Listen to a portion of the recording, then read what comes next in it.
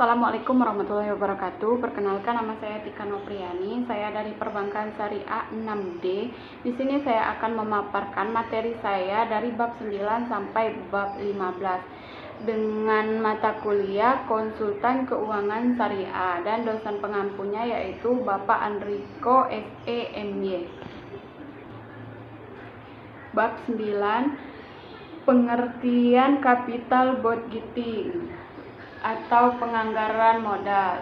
Istilah penganggaran modal digunakan untuk melukiskan tindakan perencanaan dan pembelajaran pengeluaran modal, seperti untuk pembelian equipment baru, untuk memperkenalkan produk baru, dan untuk memodernisasi fasilitas pabrik.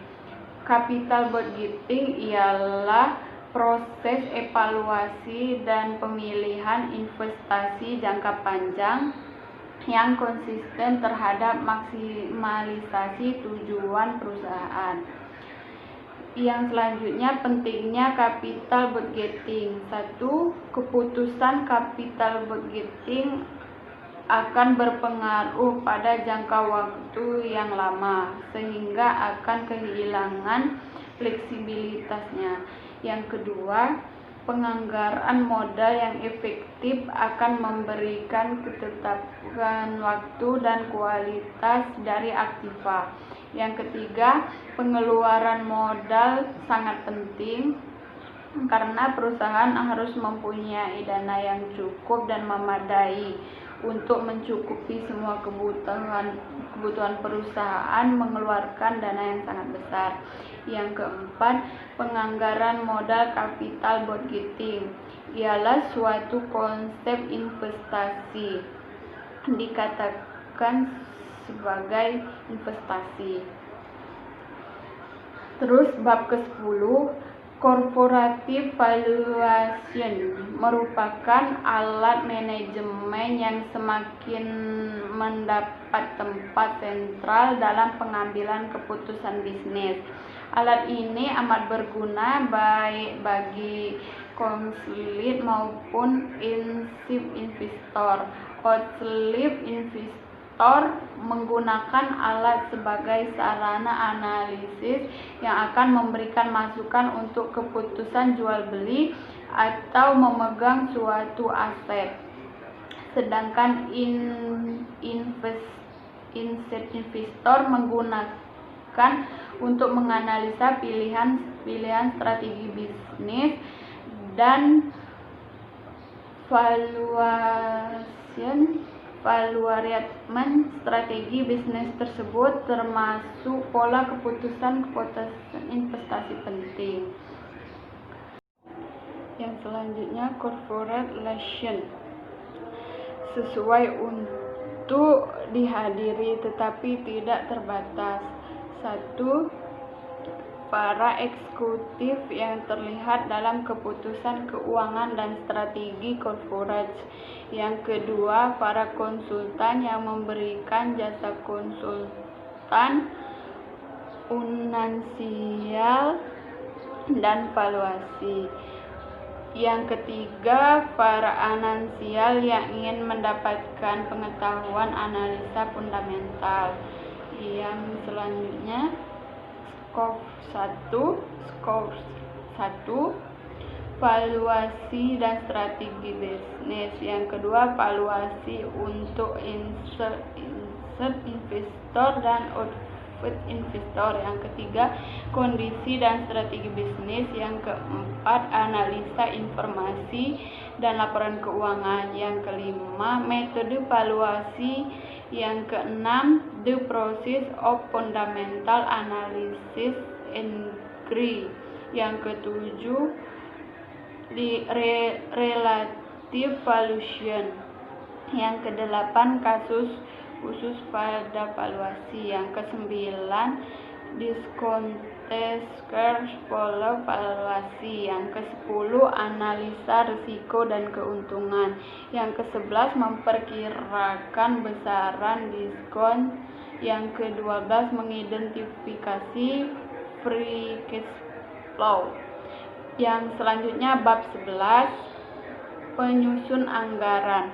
Anggaran adalah rencana kerja yang disusun secara tertulis, kuantitatif, dan sistematis mengenai perkiraan kegiatan, penerimaan, dan pengeluaran yang dinyatakan dalam unit satuan, monster, atau uang, dan berlaku untuk jangka waktu tertentu dalam menjalankan operasional sehari-hari.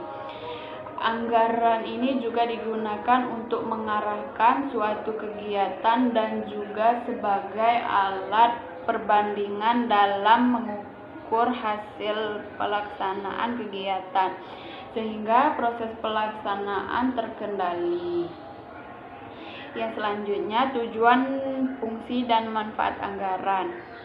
Secara umum, anggaran memiliki tujuan sebagai bahan informasi kepada manajemen dalam pengambilan keputusan di perusahaan. Menurut Supriyono 1999, anggaran memiliki beberapa fungsi. Yang pertama, fungsi perencanaan. Yang kedua, fungsi koordinasi. Yang ketiga, fungsi komunikasi. Yang keempat, fungsi motivasi. Yang kelima, fungsi pengendalian dan evaluasi. Dan yang keenam, fungsi mendidik. Seterusnya yaitu manfaat anggaran. Manfaat Mendikmo. Manfaat Mendikmo 2009: 1. Sebagai alat perencanaan. Kedua, sebagai alat pengendalian. Ketiga, sebagai kebijakan fiskal. Yang keempat, sebagai alat penilaian kerja. Yang kelima, sebagai alat motivasi. Terus yang selanjutnya yaitu jenis-jenis anggaran. Menurut Redianto tahun 2009, anggaran dapat dikelompokkan menjadi dua jenis. Yang pertama, anggaran operasional, yaitu rencana kerja perusahaan yang mencakup semua perusahaan dalam mencakup semua perusahaan periode tertentu. Yang kedua, anggaran keuangan, yaitu anggaran yang berkaitan dengan rencana pendukung aktivitas rencana perusahaan. Selanjutnya,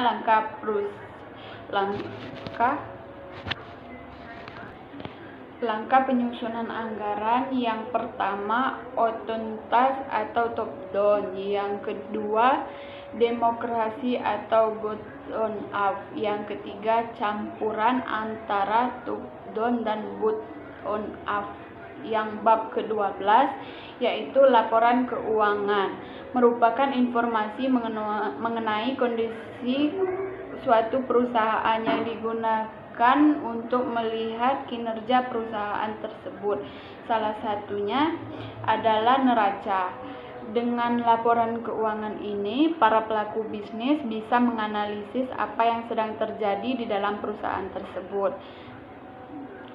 Dalam laporan keuangan, neraca adalah salah satu yang terbenteng untuk perusahaan. Dalam bidang akuntansi dan manajemen, membuat laporan keuangan merupakan laporan yang umum. Yang pertama yaitu ada neraca, yaitu merupakan laporan keuangan yang di dalamnya terdapat informasi terkait akan akun-akun aktiva modal serta kewajiban perusahaan pada periode tertentu.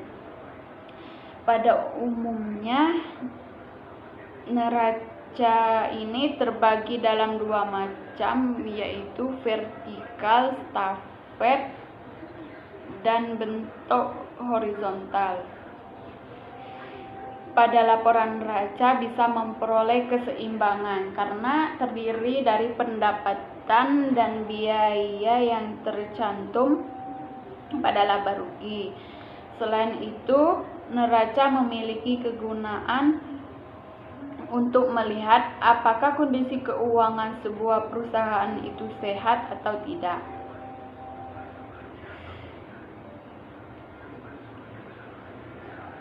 Terus, neraca juga dapat dipakai untuk memperkirakan keadaan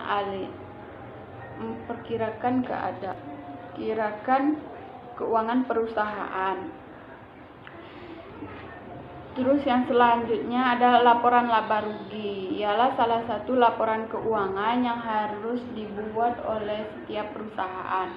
Laporan laba rugi ialah laporan finansial perusahaan yang dibuat oleh bidang keuangan tertentu. Isi dari laporan ini ialah data pendapatan sekaligus beban yang ditanggung oleh perusahaan. Dengan adanya laporan keuangan ini, pihak atasan bisa mengetahui kondisi finansial perusahaan.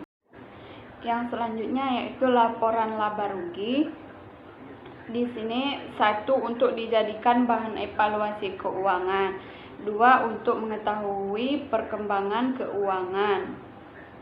Yang ketiga untuk mengatur langkah kebijakan atasan. Yang selanjutnya yaitu arus kas dan perubahan ekuitas.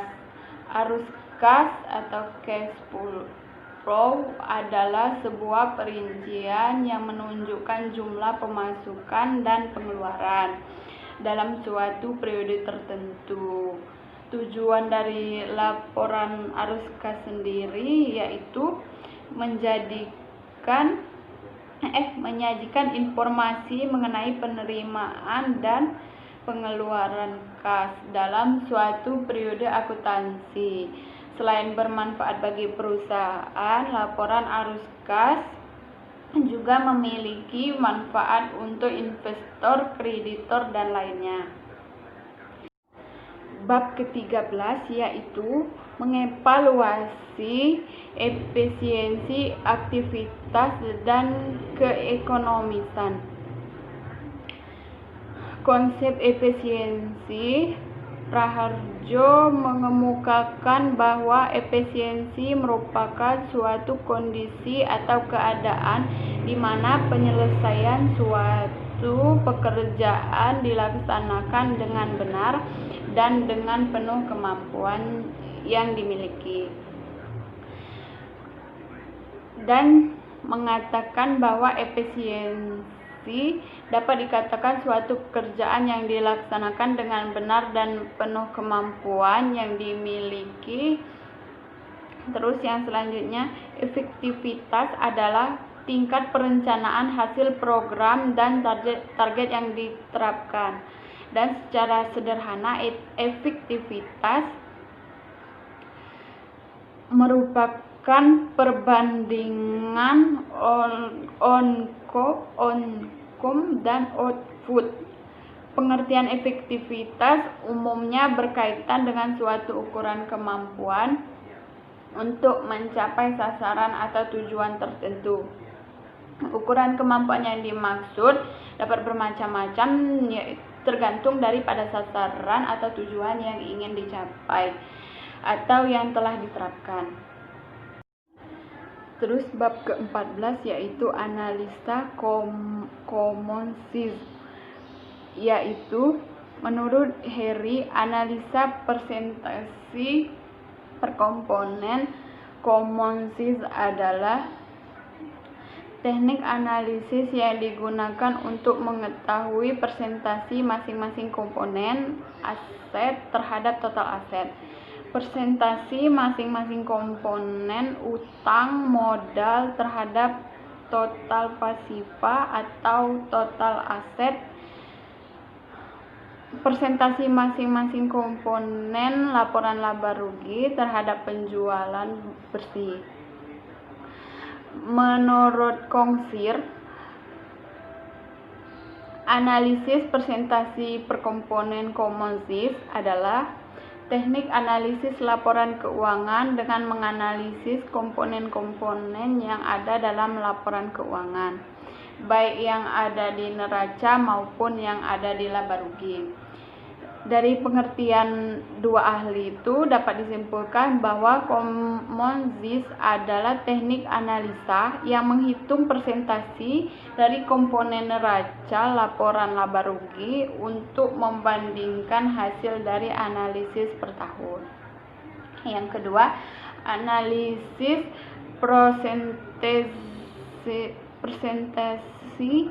presentasi perubahan.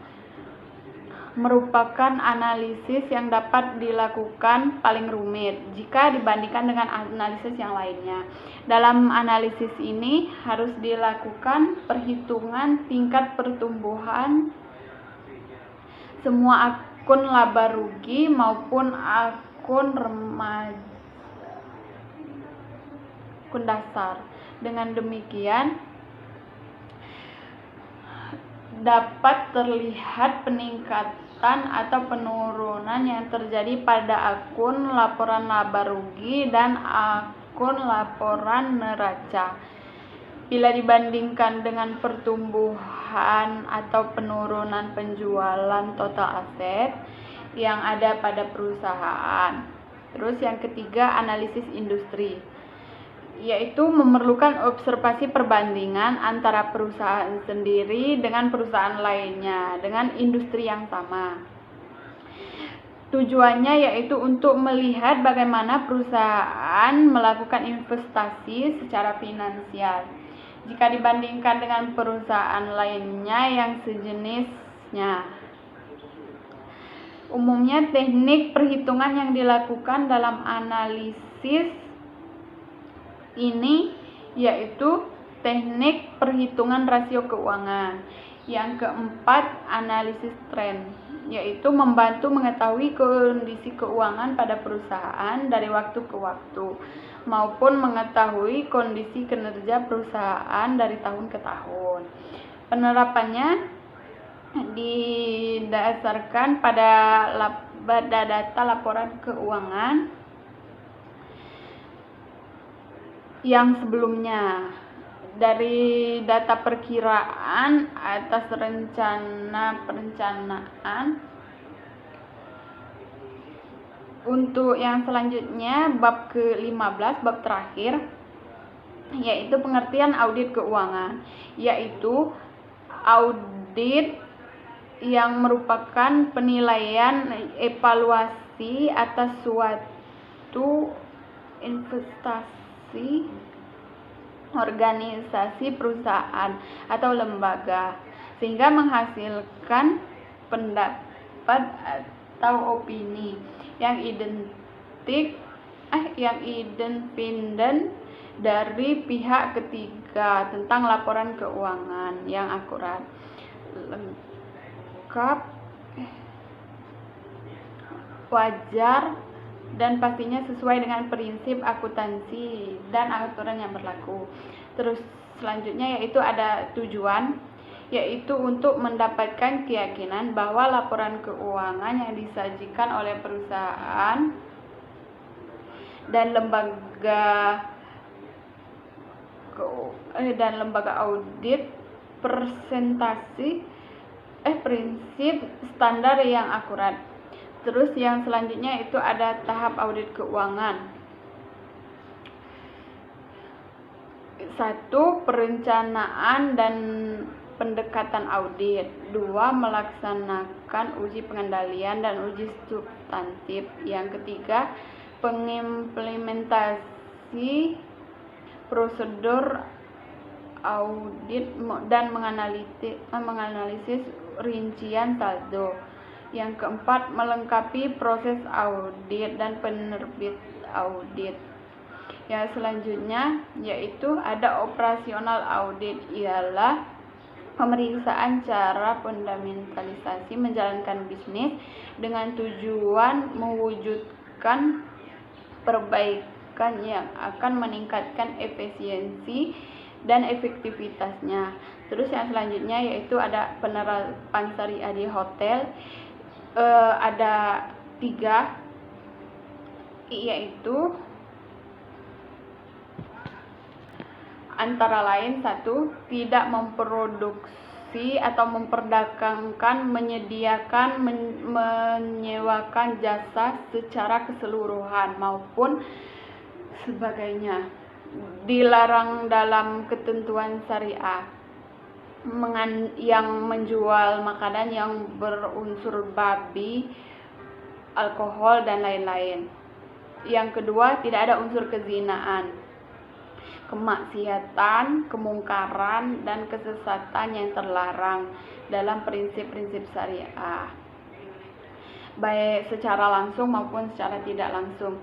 Yang ketiga, tidak ada pula unsur penipuan, kecurangan yang bersifat merugikan.